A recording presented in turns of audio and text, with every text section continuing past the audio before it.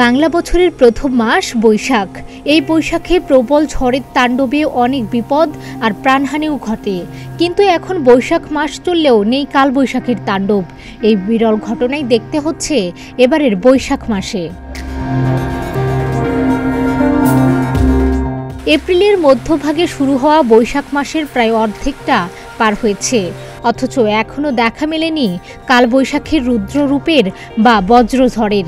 এর মধ্য দিয়ে ৪৩ বছরের মধ্যে এবার এপ্রিলে সবচেয়ে কম কালবৈশাখীর ঝড় হয়েছে। আবহাওয়াবিদরা জানান, সাধারণত এপ্রিল মাসে প্রচণ্ড গরম হয়, কখনো কখনো দাবদাহ চলে। তবে একসময় বজ্রঝড় হয়ে সেই দাবদাহ প্রশমিত হয়। একসময় আবারও যখন আবহাওয়া চরম গরম হয়ে পড়ে, তখন বৃষ্টি বা বজ্রঝড়ের মাধ্যমে তা প্রশমিত হয়। তবে গত কয়েক বছর ধরে প্রকৃতির এই স্বাভাবিক আচরণ বদলে গেছে। কমেছে কালবৈশাখী, বাড়ছে টানা তাপপ্রবাহ। সূত্রমতে চলতি এপ্রিল মাসে ৭৬ বছরের রেকর্ড ভেঙে টানা ২৭ দিন ধরে তাপপ্রবাহ চলছে, যা শুরু হয়েছে এপ্রিলের প্রথম দিন থেকে, চলবে আরও কয়েকদিন।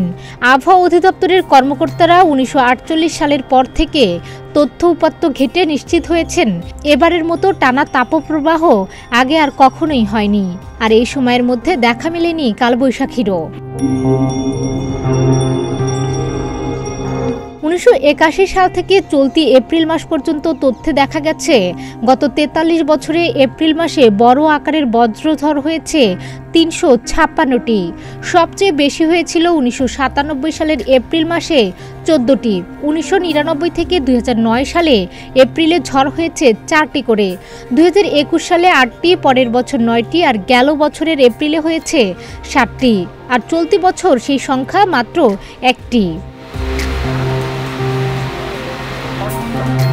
দেশে সবচেয়ে বেশি বজ্রঝড় হয় মে মাসে, এরপর আছে জুন, সেপ্টেম্বর ও এপ্রিল মাস। কিন্তু এবার এই ২৬ এপ্রিল পর্যন্ত দেশে মাত্র একটি বজ্রঝড় বা কালবৈশাখী হয়েছে। তা হয়েছে দেশের দক্ষিণাঞ্চলে, সেটা অস্বাভাবিক। এপ্রিলে কালবৈশাখী কমে যাওয়ার জন্য বিশেষজ্ঞরা দায়ী করেছেন অস্বাভাবিক তাপপ্রবাহকে। টানা ও অতিরিক্ত তাপপ্রবাহের কারণে জলীয় বাষ্পের সঙ্গে আর্দ্রতার মেলবন্ধন ঘটছে না, ফলে বজ্রঝড় ঘটানোর জন্য প্রয়োজনীয় বজ্রমেঘের যোগান হচ্ছে না। বৈশ্বিক উষ্ণতার কারণে যে মাত্রা অতিরিক্ত তাপপ্রবাহ, তার কারণেই প্রকৃতির অস্বাভাবিক আচরণ বাড়ছে। সেই সঙ্গে বিদায় নিতে বসেছে কালবৈশাখী ঝড়। ডেস্ক রিপোর্ট, প্রতিদিনের বাংলাদেশ।